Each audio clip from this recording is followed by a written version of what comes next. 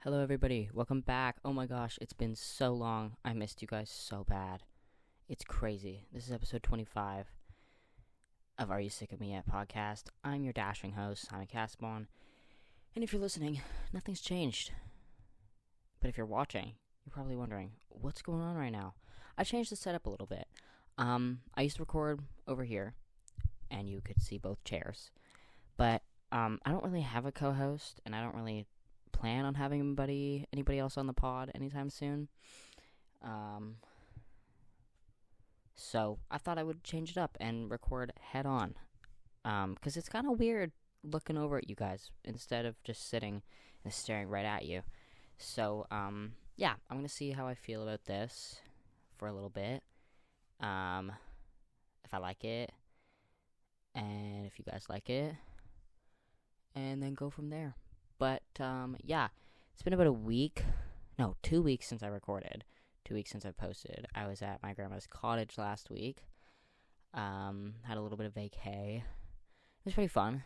Did some swimming. I took the lily pad.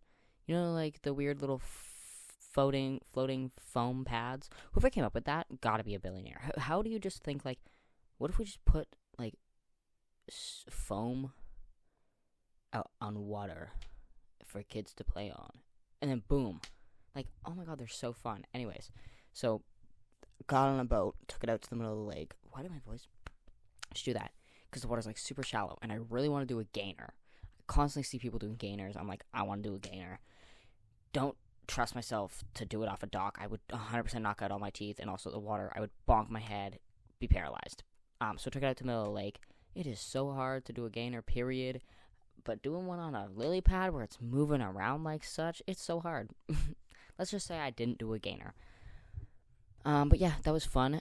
Strangely, woke up on my first day. I pulled a muscle in my throat. How do you pull a muscle in your throat? Not even in my neck, in my throat. In my sleep. I pulled a muscle in my sleep in my throat. I can't swallow. I have to pass off my crown as being throat goat for a little while. Really sad about that. But no, I'm so sad because I can't, like, swallow without dying. So I can't eat anything. The genus is going really hard right now without dying. But, I did try that, what's it called? Google, show me this guy's balls. I tried Logan's cucumber salad. You know, the one where you, like, slice up the cucumber and then you put cream cheese and salmon. It's like the salmon bagel cucumber salad. It's, like, really popular right now. I tried it. I still like the Emily Mariko rice bowl better. That is by far the best thing I've ever had off TikTok. Like, I don't really try TikTok recipes very often. I still haven't tried that Jennifer Aniston salad that looks really good. But the rice bowl is by far my favorite. Yeah, I don't know. It's worth a try. I think it's just the smoked salmon threw me off. But if you liked smoked salmon, 100% try the salad. I ate a lot of it yesterday. Like, a lot of it. Like, I made a big bowl, and then I took it to work for leftovers. But you know when, like, you leave a cucumber overnight in, like, the fridge in something, and then they suddenly wilt and get all sad? Yeah, I just did not want to eat that today, especially because I couldn't swallow. I was like, I'm not going to waste the little bit of throat goat I have left in me on this cucumber. So I ate a croissant when I got home. But, yeah, so that was really weird and kind of ruined my week. But, no, it's super fun up there because you can just, like, watch movies all week. I rewatched Avatar 1 and then went on a hunt for the Avatar 2 DVD because we only have a DVD player up there. There's, like, no Wi-Fi or anything. Couldn't find Avatar 2. But, I rewatched Grease, which is like a classic. Love that movie. But every time I watch it, I forget just how old everybody is. They're so old. Rizzo gets out of the car and is all like, oh my gosh, guys, we're seniors. Senior citizens? You've got wrinkles. What do you mean you're a senior? It's crazy. They're all so old. Best movie ever, though. It's so good. John Travolta's awesome. And I say that without knowing if he's a controversial guy. Like, I get bad vibes from him, but, like, he was really good in Grease and in Hairspray.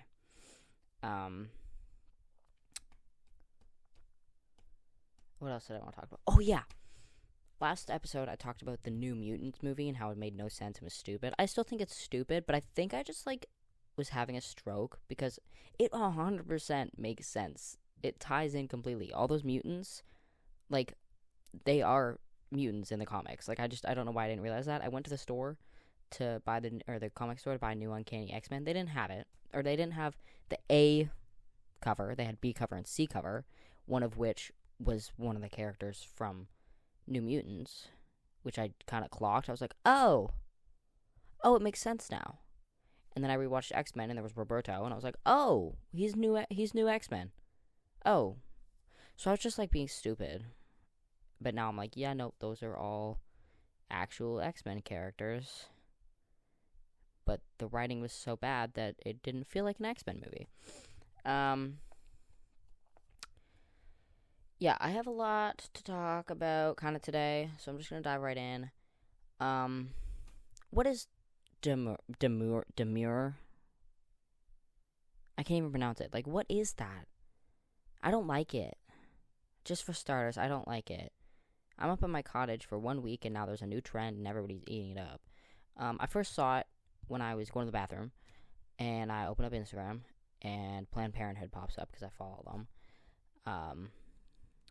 And it was like, talking about vibrators, I don't know, and it was like, when my vibrator gets that spot, very demure, very mindful, and I was like, the fuck does that mean? And then I go to the comments, and everybody's like, I love my vibrator, very demure, very mindful, and I'm like, what is this? What is this word? I don't understand it, so I ignore it. And then Watcher makes a post, like the Ryan and Shane guys, and it's very demure, very mindful. And I'm like, what is this? Suddenly it's everywhere. Everybody's saying it. And blah, blah, blah, demure this, blah, blah, blah, blah, mindful that. And I'm like, ugh. I just don't like it. It gives millennial. I don't like it. But that aside, my headphones just disconnected and connected to something. Sorry. That aside, because it blew up, Jules, who started it, has made enough money to fund her gender affirming care, which is amazing. Like, that is amazing that she can do that just because a TikTok blew up. That is demure and mindful. So I'm just gonna shove down my hatred of that word because she deserves to be blowing up. She deserves all the love and attention that she's getting because now she can afford gender affirming care. And that is amazing. Amazing. That's amazing. So, if you love the demure mindful thing, keep it going. Keep giving it attention. Let's get this girl all the gender affirming care she could ever need. If you don't, shut up about it, because I know I am. I'm going to shut my mouth about it after this point. I am going to read, like, what it is, though, because I still don't know what it means, but, yeah, I'm going to shut up after this and just let her thrive. Very demure, very mindful is a viral video and catchphrase popularized by TikToker Jules LeBron. She spells it Jools. Oh, that's fun. I like that. The TikToker posted a series of videos about how to look demure at work, including one in which she says, "See how I do my makeup for work? Very demure, very mindful." Well, I just assumed her pronouns were she because it has they here. Maybe I should check that it's actually she and not they, them.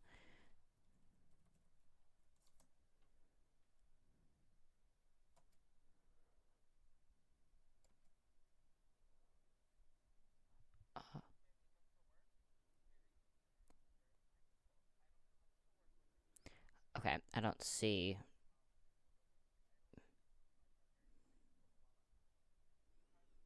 It keeps playing. It keeps playing. I'm scared. I'm just gonna go to my account because TikToks just keep playing. Now my TikToks are playing. How do I stop it? There we go. Sorry, guys. Anyways, it doesn't say pronouns on their account, so maybe I will just use they, them. But the video set off a TikTok slang trend in the following days in which people shared what they saw as demure and mindful and cutesy traits while lip dubbing with the original audio, quoting it or using it as a voiceover. On August 2nd, TikToker Julie Annie posted a video showing off their makeup, saying, "See how I come to work? Very demure." The user goes on to talk about how they do their makeup and hair and have their chi-chis out. The post also featured the text overlay, "How to be demure at work," gathering over 2 million plays and a bunch of likes. I can't read that number, y'all. I'm done with numbers. They then posted the video that later popularized the demure trend. In the video, they say, "You see how I do my makeup for work? Very demure, very mindful. I don't come to work with a green cut crease." Don't know what that means. Which then got like 7 million plays and a bunch of likes in a week. The hair and makeup do eat. And now people are also making TikToks. But what I want to know is what that word means. So, the source, show me this guy's balls. That is not reserved, modest, and shy. Modest. Okay, yeah, cool. So yeah, that is what that means. Because, I love to explain this kind of stuff to you guys because there's so many words and trends on the internet that it just gets confusing. And that's what I'm here for. I'm here to help you guys. Other than that, lesbians buckle up. Sedona Prince is being canceled. Not even should be canceled. I'm glad she's being canceled. She's got a fuck ton of allegations against her for being a sucky poo poo. Back in 2020, I first saw her video on my For You page because she was trending because her girlfriend was like a baby, basically. She's like 7 feet tall and her girlfriend was like tiny. So, she was trending for that reason. And then I forgot about her and ignored her for a while. But then recently, her ex-girlfriend, Olivia Stabile?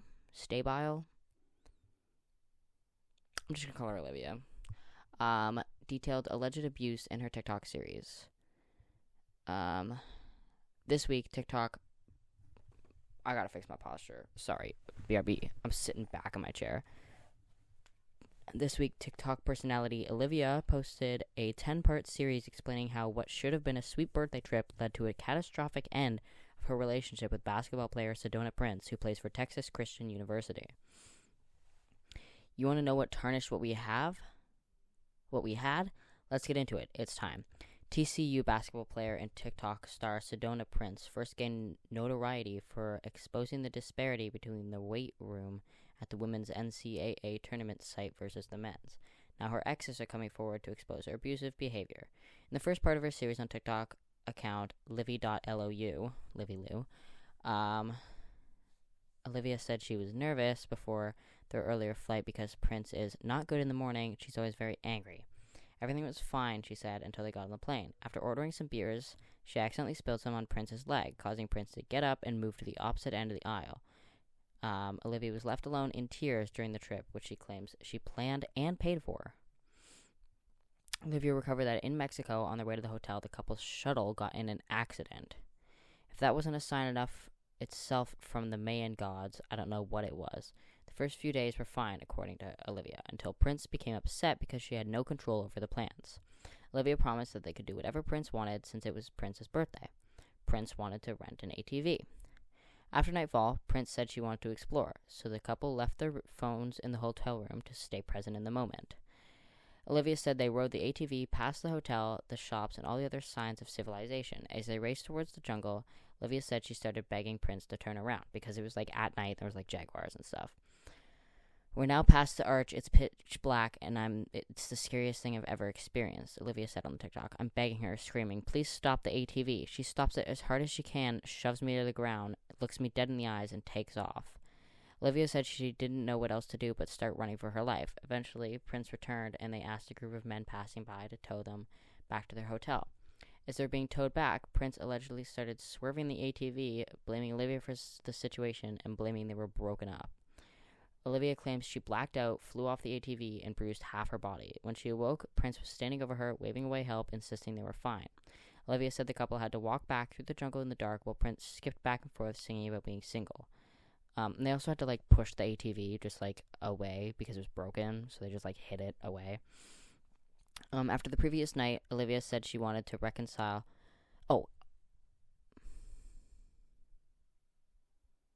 Okay, yeah, sorry, I was gonna go on about something, but it's in here. Prince attempted to tend to her wounds, but Prince pushed her away. Oh, wait, no, sorry. Olivia wanted to reconcile with Prince, attempting to tend to her wounds, but Prince pushed her away. Said tension only increased when Olivia was treated for her own wounds before Prince was, because her wounds were a lot worse. So then Prince Sedona was like, and having a hissy fit, the child that she is. After Olivia allegedly paid $800 for the wrecked ATV, the couple agreed to meet while Prince got a tattoo. Olivia arrived to the tattoo parlor to find Prince, I don't want to call her Prince, I'm just calling her Sedona, to find Sedona allegedly flirting with 5 other girls, one of whom invited Sedona back to their villa. I felt like I was just going along for the ride, making sure she wasn't cheating on me, Olivia said. That night, she claimed she caught Prince topless with another girl. The following day, Sedona announced that she told her mom they were done, telling her Olivia had ruined her birthday. It isn't the first time Sedona had been accused of cheating. Before her relationship with Olivia, Sedona had been accused of cheating. Before her relationship with Olivia in January 2023, Sedona was in a very public relationship with TikToker Riley Leglue. They initially announced that their breakup was mutual, but later both confirmed that it was prompted by infidelity. Leglue also commented on her own video on TikTok about dating Sedona while replying to someone asking if she'd seen Olivia's videos. Truly glad she made it out. Very parallel. The behaviors, words, actions, very triggering, very scary. She wasn't exaggerating a single part. I don't want to insert myself any more than that. Love you, moi.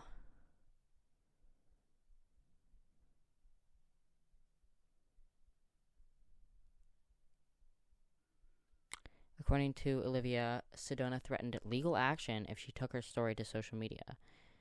In the final part of the series, she read a text from Sedona that said, "This is fucking crazy.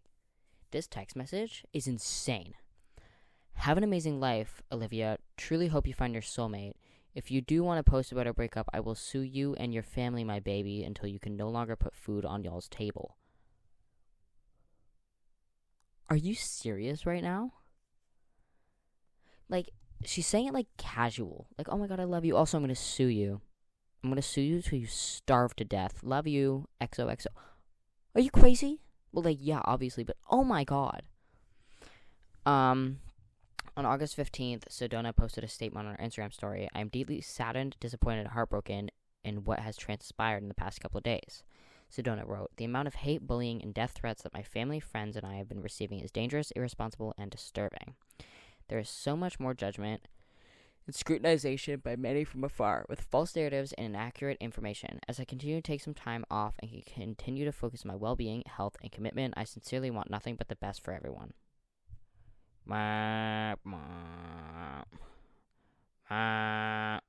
Stinky. She's a liar. Liar, pants on fire. She's seething right now. Sedona announced that this would be the only time she commented on the situation, and her legal counsel would take it from there. Following the allegation, a petition was created on August 15th by Leah Cole against Sedona on Change.org, calling for her removal from TCU's basketball team. The petition, titled "Hold Sedona Prince Accountable and Remove her from TCU Women's Basketball Team," has amassed over 80,000 signatures. Let's go check it out right now. 172,533 signatures. Y'all, should we sign the signature? Y'all, should we do it? I'm doing it.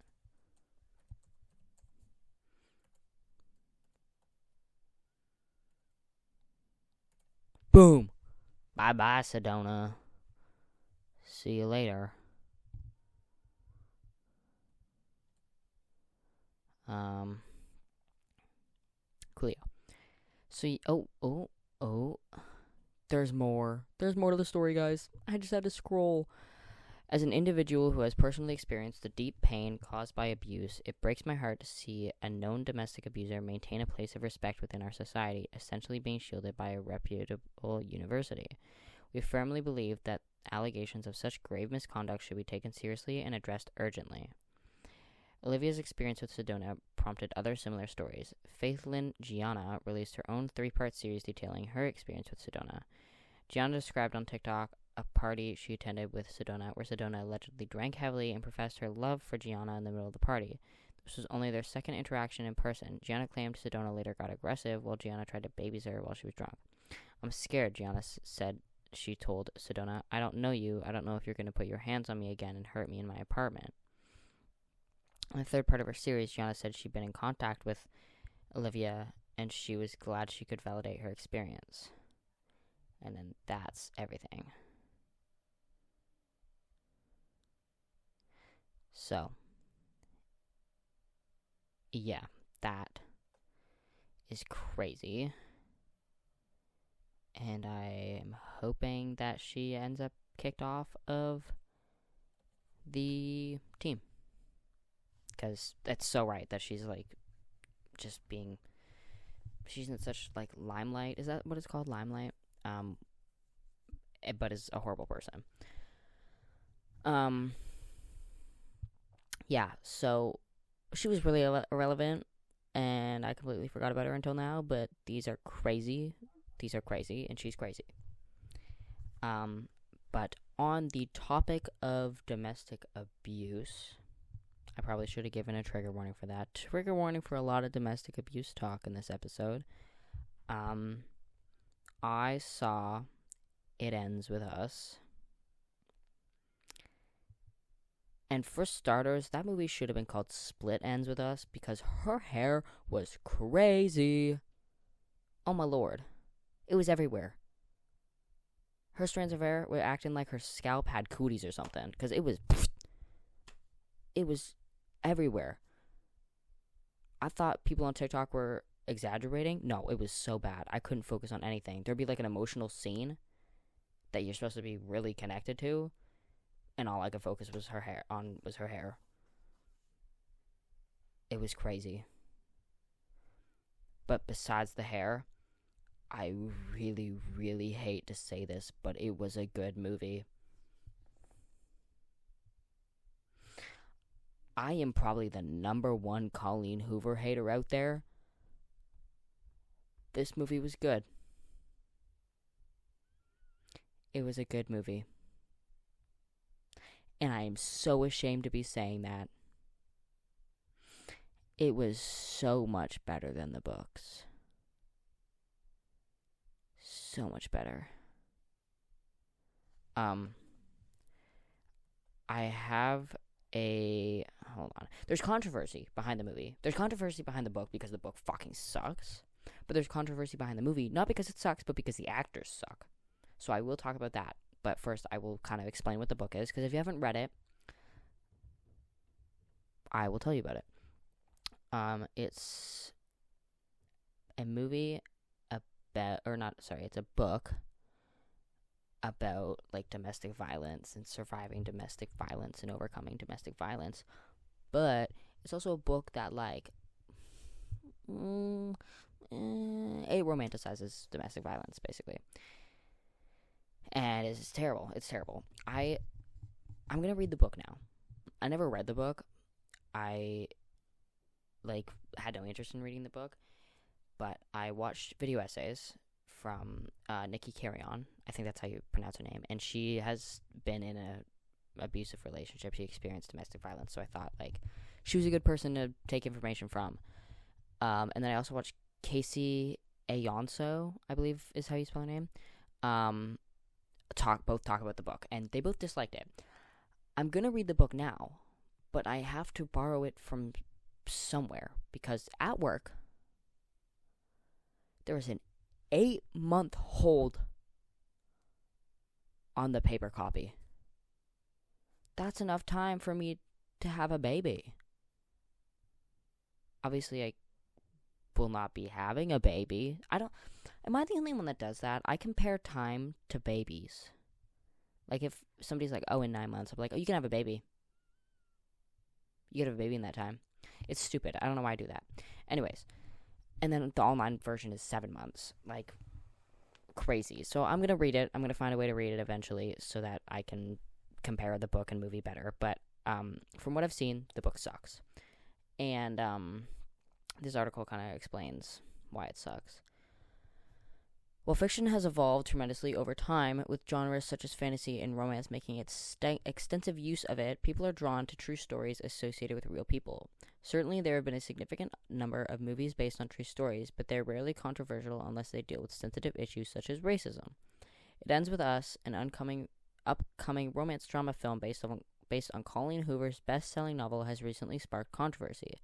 It is hardly surprising because despite selling over 4 million copies, the novel It Ends With Us has received a lot of criticism over the years. So does the film's controversy mirror those of the book? What exactly is the controversy behind It Ends With Us? Oh god, they put a screenshot of her hair. Oh, it's everywhere. In the book, she has like unruly red curls. There was nothing curly or red about this hair. She's got staticky, frizzy orange hair. At one part, she's at like a party and she actually has curls and the hair looks good. If they'd done that throughout the whole movie, problem solved. But no, instead they went out with Lily Blossom Bloom looking like this. Fire the people in charge of hairstyling and makeup. Anyways, before we dive into the controversy, it's important to understand what it's about since the whole issue began with the premise and the way the characters were written. The official synopsis for It Ends With Us, according to Colleen Hoover's website, is as follows. Lily hasn't always had it easy. She's come a long way from the small town in Maine where she grew up. She graduated from college, moved to Boston, and started her own business. So when she feels a spark with a gorgeous neurosurgeon named Ryle Kincaid, everything in Lily's life suddenly seems almost too good to be true. As questions about her new relationship overwhelm her, so do thoughts of Atlas Corrigan, her first love and a link to the past she left behind. He was her kindred spirit, her protector. When Atlas suddenly reappears, everything Lily has built with Ryle is threatened. So that makes it sound very, love triangle. Very love triangle-esque. It's not. It's not a love triangle. Like it is, but like, it shouldn't be. It really should not be.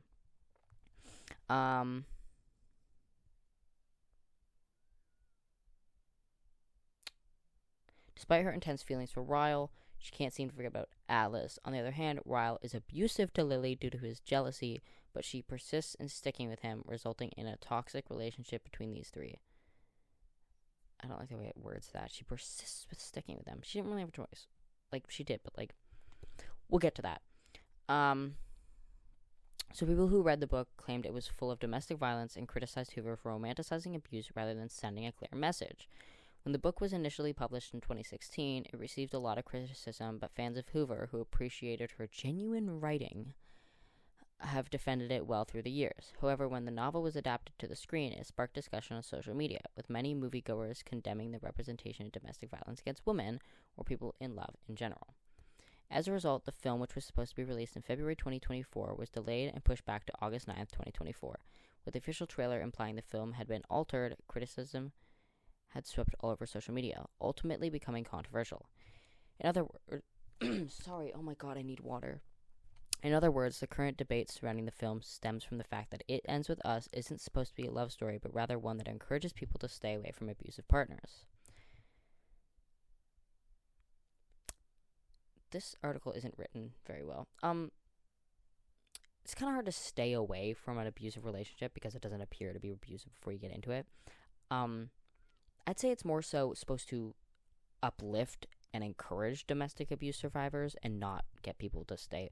Nobody wants to be in a domestic abuse situation, but it's hard to not get into that because those signs don't come until you're actually in the relationship a lot of the time because, you know, those type of people are manipulators and gaslighters. So we're just going to ignore that it says encourage people to stay away from abusive partners and change it to it was supposed to encourage and uplift domestic abuse survivors. Furthermore, the film also drew backlash in other aspects, such as casting and changes from the novel. For example, Lily Bloom is in her 20s in the book, while Blake Lively, who plays Lily in the film, is 36, making her 15 years older than the book's protagonist. Not a big deal, whatever. Eventually, the author admitted she should not have written Lily younger in the book, since the issues appear to be more common in women beyond their 30s. It Ends With Us is based on Hoover's experience. Now that we've unearthed the source of controversy surrounding It Ends With Us, let's delve further. My arm hurts. Romanticizing Lily and Ryle's toxic relationship has proven problematic for readers to love because it has only made the main protagonist's life worse. In addition, the introduction of Atlas should have served as a wake-up call for Lily to end her relationship with Ryle, but the author chose to complicate matters. Okay, following her first unpleasant encounter with Ryle, Lily considered him dangerous, but nonetheless decides to take another step forward. Yeah, in the book, Ryle, like, the movie and the book are so different, I feel, are really, really different. Like, I'll get into that once I get through this, but, like, they're so different.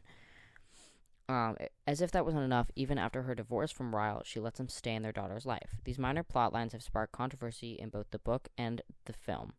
In addition to the major issues we've discussed above, for this reason, readers argue that It Ends With Us should not have been a love story from the beginning.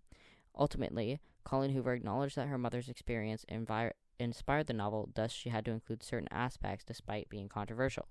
While she worked on making Lily stronger as the story progressed, particularly through little snippets of a childhood love story between Lily and Atlas, it was often marked as a romance novel to attract more readers. So, part of the problem derives from the fact that people tend to enjoy romance in every kind of story. Since the film has yet to be released, there may be some meaningful changes that the book readers may appreciate. It Ends With Us is set to hit theaters on August 9th. Okay, this kind of changed a couple things, but there was also a coloring book and press-on nails. That might be in the other article if I pull it up.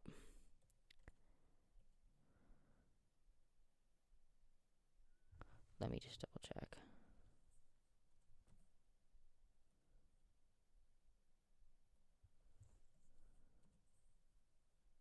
Yeah, the coloring book. Okay, sorry. I'm going to read this article as well. And then I'll actually talk. I can actually, once I read the articles, I feel like I just need to give you guys some context. Controversy around It Ends With Us and why the internet is mad at Blake Lively. Yeah, everybody's angry at Blake Lively right now. Crazy. By now, even those who are chronically offline will have heard of the controversy surrounding the press tour for It Ends With Us. With the buzz the movie has generated within just a few days of its release, one can't help but wonder if the drama has PR stunt written all over it, or is there really bad blood, Taylor Swift, brewing between the co-stars. Curious about the drama and the beef, we break down all the controversy surrounding It Ends With Us, plus what the internet has to say. The movie adaptation of Colleen Hoover's best-selling book, It Ends With Us, drew internet-wide criticism after a flurry of behind-the-scenes pictures surfaced on social media. While the book itself struck the match of the current scandal, more on that later, it was the cast as well as the leading star Blake Lively's eccentric outfits as Lily Bloom that truly set the fire ablaze. Things went further south when eagle-eyed fan noticed an exchange of cold vibes among co-stars at the movie premiere. In the wake of the release, no amount of floral book covers and Barbie pink wall displays seemed able to overshadow the brewing drama, leaving the internet wondering as to what had truly occurred to cause it. If the tsunami of social media posts haven't made the synopsis of the movie clear, let us help you. Based on the emotionally charged book, which has landed in the hands of 8 million people, the plot of It Ends With Us revolves around 23-year-old Lily Blossom Bloom, stupid fucking name, who finds herself in an abusive relationship. When Lily moves to Boston, blah blah blah, flower shop, chance encounter with a devastatingly handsome neurosurgeon, Ryle Kincaid, portrayed by Justin Baldoni. I'm pretty sure he directed this movie. So the guy that plays Ryle pulled a Lin-Manuel Miranda, wrote the movie. Okay,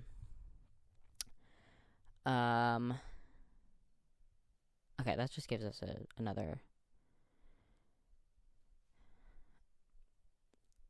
Okay, Colleen Hoover drama. Second most followed author on Goodreads. I'm assuming the first is probably Sarah J. Maas. That's my guess. You know what? Let's double check. Who is the most followed on Goodreads?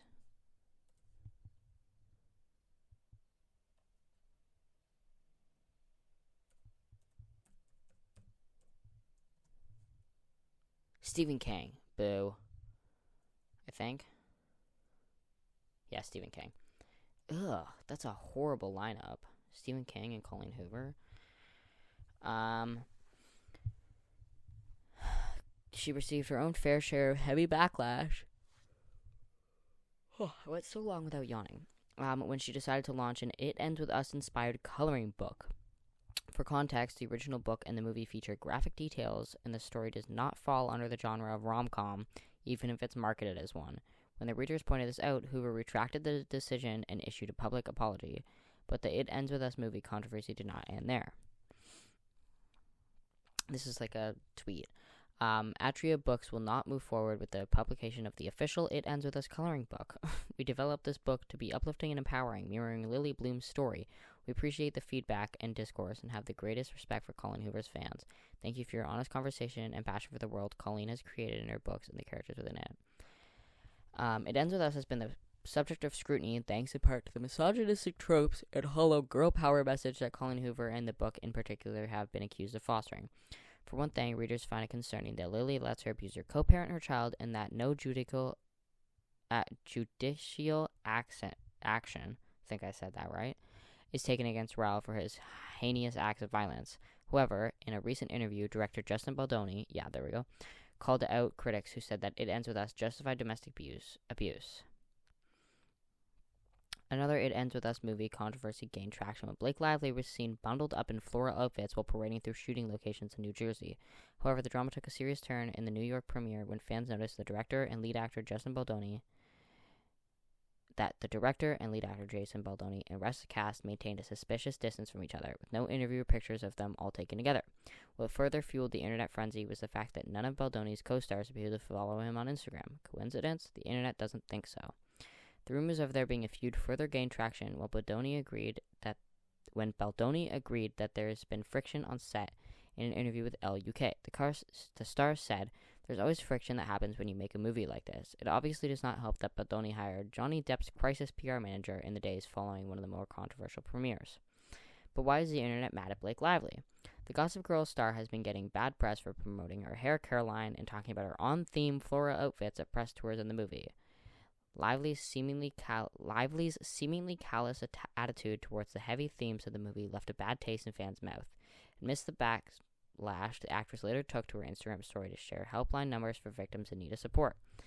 In a counter-response, she also told BBC that she's not just a survivor or a victim, and that the events that happened to her are not her identity and they do not define her. About Lily. Since becoming the subject of public backlash, the actress has shifted her tone, beginning by addressing the larger issue of domestic violence. However, the audience still thinks that the vivid, lighthearted marketing in the movie is insensitive and tone-deaf. Regardless, Lively's interview has become meme fodder, and this is what one of the spectators on Instagram had to say. Okay, that's just like a mocking video. Why is Ryan Reynolds' role in It Ends With Us movie controversy? He wrote the rooftop scene. So, but Baldoni said that Ryan Reynolds' involvement personally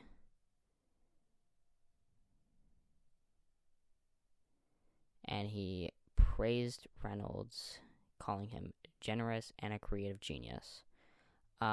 So that's all the controversy. But now I will talk about the book and movie from beginning to end. So the beginning of the book, I believe, starts on a rooftop. The movie started with her father's funeral. I don't know if the book started. Google Books might have my answer. Sorry, I keep getting distracted. Google Books.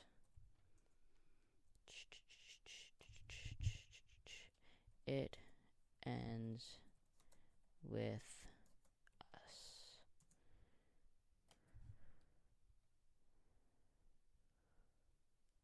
Sweet. First 88 pages. Alright. Chapter 1.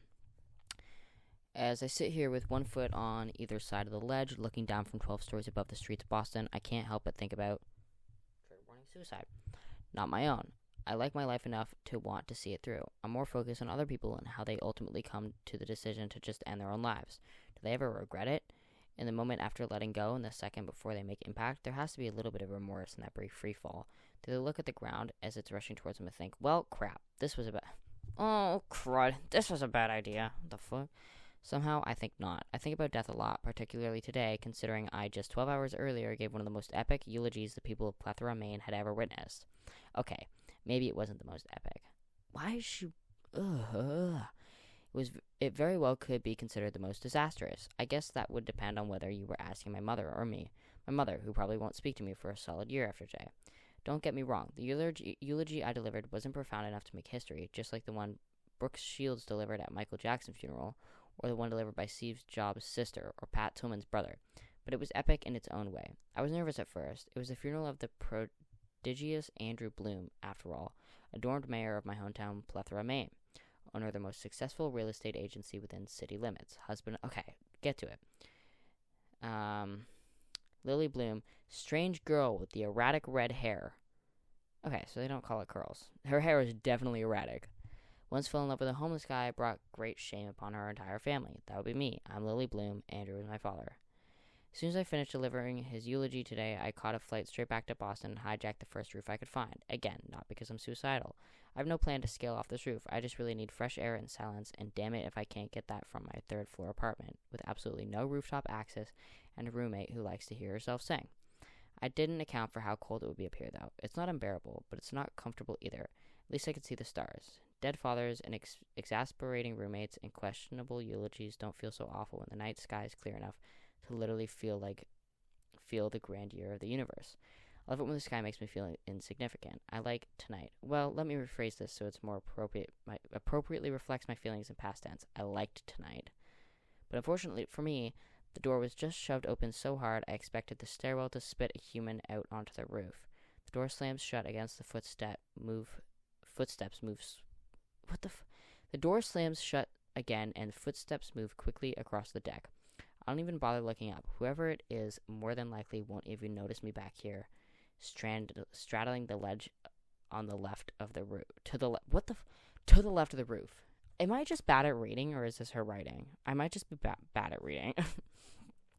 They came out here in such a hurry, it isn't my fault if they assume they're alone. I sigh quietly, close my eyes, and lean my head against the stucco wall behind me, cursing the universe for ripping this peaceful, introspective moment from under me. The least the universe could do for me today is ensure that it's a woman and not a man. If I'm going to have company, I'd rather it be female. I'm tough for my size and can probably hold my own in most cases, but I'm too comfortable right now to be on a rooftop alone with a strange man in the middle of the night. I might fear for my safety and feel the need to leave, and I really don't want to leave. As I said before, I'm comfortable.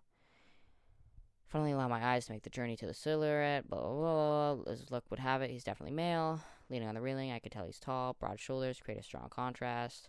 Fragile way he's holding his head. Barely make out the heavy rise and fall of his back as he drags in deep breaths. Blah, blah, blah. The chair he must be made from marine-grade polymer. To be honest, I'm a little envious. Here's this guy taking his aggression out on patio furniture. He's obviously had a shitty day. I used to be gardening. She's talking about the chair again. Drugs, blah, blah, blah. Okay, anyway, sorry, I got sidetracked. It starts on the roof. In the movie, it starts at the funeral, where we get to see the eulogy, in which she says nothing. She doesn't say anything about her dad. She comes back, and her mom's like, I'm so glad you're here. Write down your 5 favorite things about your dad. She writes it 1, 2, 3, 4, 5 on a napkin, doesn't fill it out. She gets up on stage to do the eulogy and leaves. This is because her dad was abusive of her mom, physically, emotionally, all that. And so naturally she isn't appreciative of that and doesn't want to share these lies about why her dad is an amazing person when he's not. So she leaves and goes back home, and then we get the rooftop scene. So in the book, she is uncomfortable on the roof with Ariel Kincaid, whereas in the movie, she doesn't seem to be uncomfortable. She's socializing with him, in a normal way.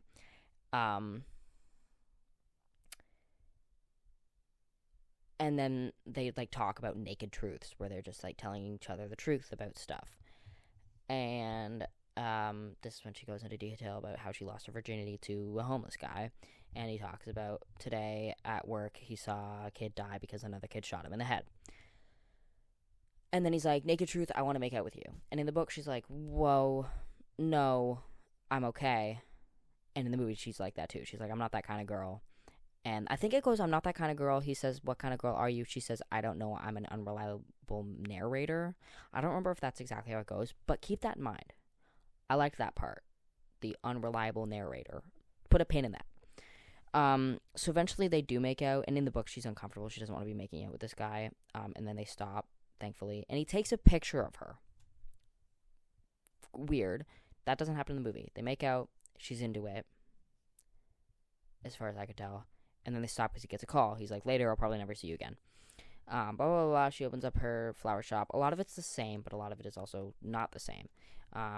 In the book, Ryle has like this big blown up picture of her, which is fucking creepy. Doesn't happen in the movie. It's hard to make comparisons to the book and movie when I don't really know that much about the book, but also like the stuff in the book that's notable is stupid.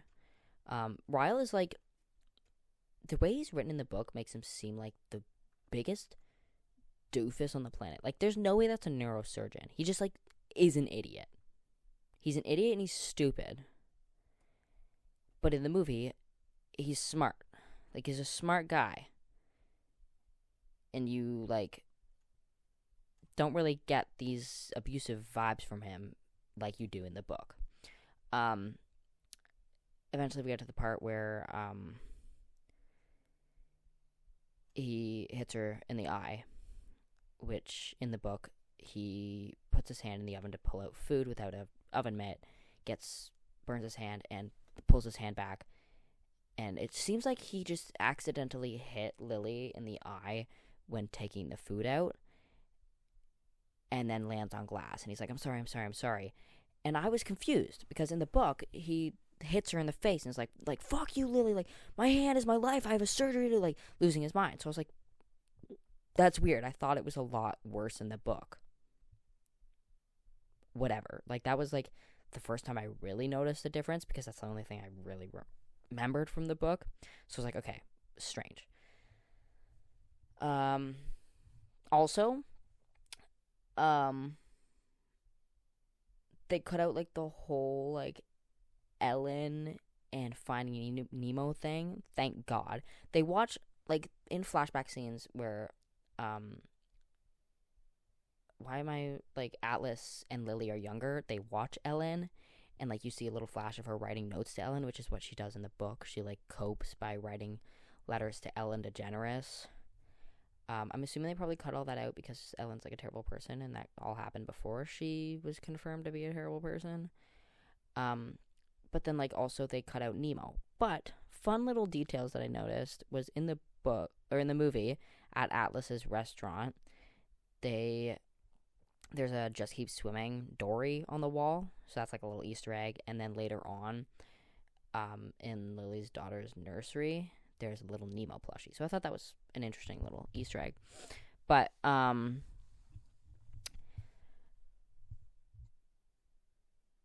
Alyssa, who is Ryle's sister, works at the flower shop with her, and she's a lot less annoying in the movie than she is in the book, and she's not a horrible person like she is in the book.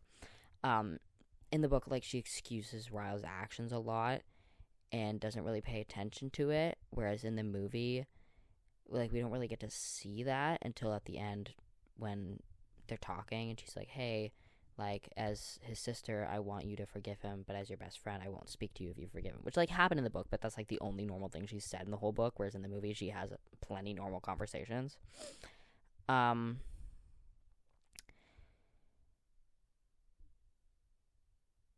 just, like, I don't know if, like, this happened in the book as well, but Atlas, like, he had the right idea, but did not execute it properly at all. Everything he did, I feel like, just put Lily in more danger. Like, following her into the bathroom, if you look at a girl and you're like, oh, you're being abused, and then you follow her into the bathroom where this guy could see you, what are you doing? Are you stupid? You're putting her in more danger. And it does put her in more danger. And then, like, the phone case thing, he's like, hey, if you need me, here's my number, let me put it in your phone case. Are you stupid? Just put the number in her phone. Because, you know, Ryle goes to charge the phone or something, and the thing falls out, drops the phone, the thing falls out, he calls, and finds out it's Atlas. And so then he gets angry at Lily because she's lying, and this is where we get to the stair part, where she gets pushed down the stairs. In the book, you know, he pushes her down the stairs, and then, like, fixes her up. In the movie, she falls down the stairs. And again, I'm like, what? Like, I thought she was pushed down the stairs. This is really confusing. Like, none of this seems very domestic violence-y. Like, yeah, he yells at her, but, like, these have all just been accidents. Like, what happened to the domestic violence? So I was a little confused about that. But then eventually, like, they get over it, they get married, blah, blah, blah. It wasn't, like, an impulse wedding like it was in the book. He actually proposes and blah, blah, blah. They have a wedding. Oh, no, they get married before she gets pushed down the stairs.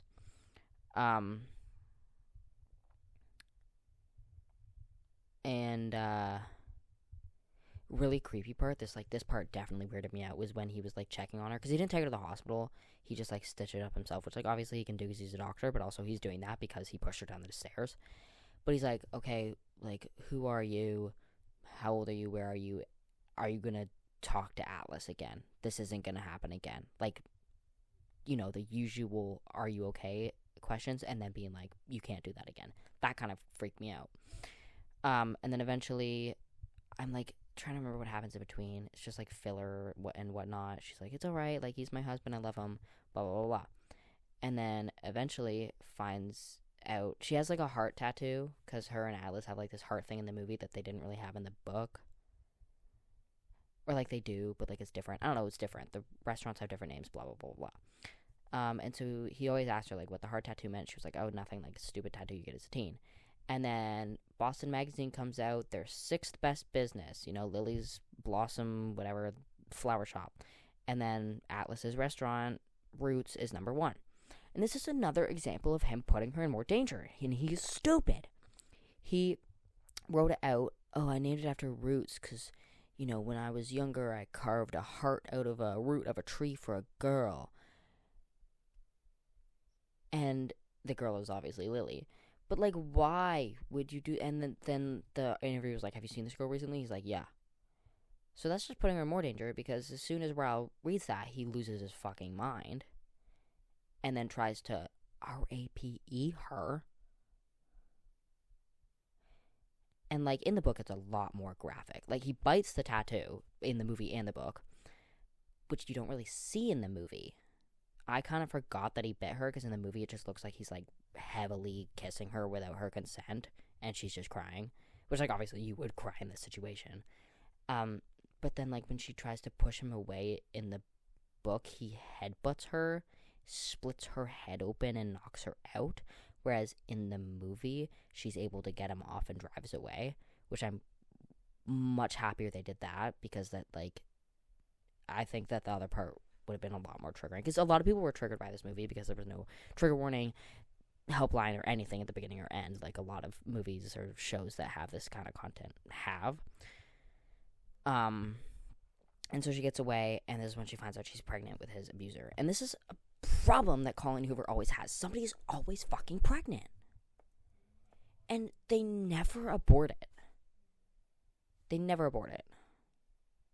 Which, like, obviously you don't have to, but in this situation, you would, like, at least consider it. You're carrying your abuser's baby. But nope, she's always got to get them pregnant. But it's around this time when she starts to realize that she wasn't accidentally hit in the face. And she didn't fall down the stairs. And Ryle did bite her. She's just an unreliable narrator. And then it shows it again. He did yell at her and punch her in the face. And he did push her down the stairs. And he did bite her. And that part, I was like, oh my God. Oh my God. Yes, this is perfect. Because in these situations, people don't want to believe the worst. They trust this person. This is the person she married. She trusts him. She loves him. He wouldn't do this to her. It was an accident. Each time it was an accident, she loves him. And this is what happens in these kinds of situations. You're manipulated and you're taking advantage of him. You're gaslit. Like, all of this. And he did gaslight her. And so we're seeing from her perspective, because from her perspective as an unreliable narrator, this is what she's seeing because this is the man she loves and trusts. But then once she realizes, we get to see what actually happened. She was being abused. This was an unhealthy relationship. And that is what sealed it in that the movie did it so much better than the book. So much better. Because it cut out all the stupid stuff and it made Ryle more mature, which is scarier. Because the Ryle in the book, you expect him to be like that. Because he sucks and he's horrible and he's gross at every opportunity. But the Ryle in the movie is a mature adult person. And he's smart. And it's even scarier because he's more aware of what he's doing. Ryle is so much scarier in the movie because he's not as obviously an abuser as he is in the book. And then she has her baby, and she says the, it ends with us line, which is what, she doesn't want her daughter to have to go through this because she went through it, her mom went through it, she doesn't want her daughter to go through it.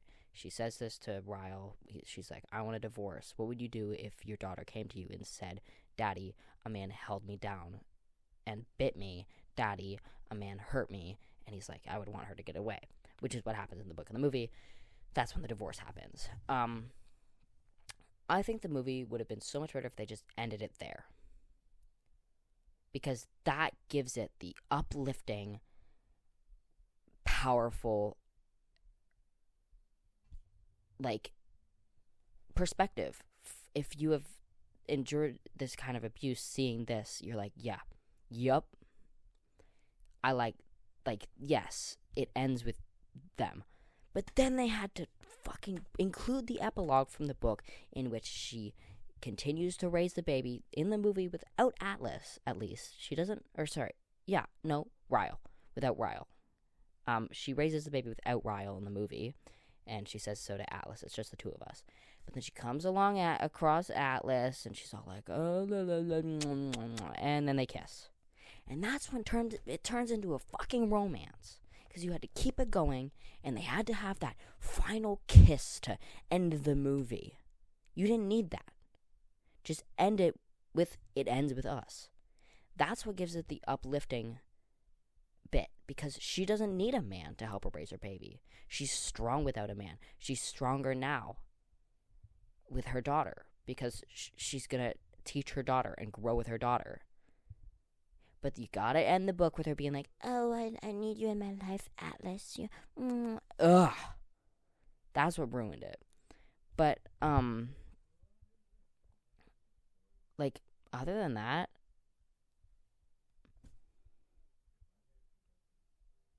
the movie was good.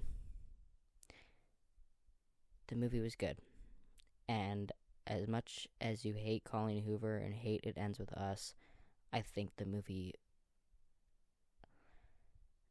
is encouraging for people that survived domestic abuse. And I think that the directors and writers of It Ends With Us did way better than Colleen Hoover ever did. Which is unfortunate, because as a woman who has seen domestic violence, she should have gotten it right. But she didn't. So, I didn't hate the movie. I think it was a good movie. But I also have shit movie taste. So, if you see the movie and you don't like it, let me know what you didn't like about it. I'm very curious to hear. And if you liked the book, let me know why you liked the book. But I personally just think, when a book doesn't need a movie, this is a movie that should never have had a book in the first place. It should have been a movie. It took all the parts from the book that were okay and made them good, and left all the bad parts, which was a lot of the book. But, yeah, that's everything I want to talk about today, I guess.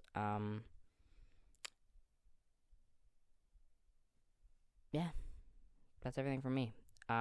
If you want to find me on Instagram, you can find me at areyousickofmeyet.pod, areyousick.pod on TikTok, and areyousickofmeyet everywhere else. I hope you guys liked this episode today. I know it was a bit heavier topics, a little bit of a weird episode, but yeah, I was excited to talk about this movie with you guys because I thought it was really interesting. I will see you all next week for episode 26. I love you guys so much, and I hope you enjoy the rest of your summer. I hope you guys are having fun. Love you. Bye.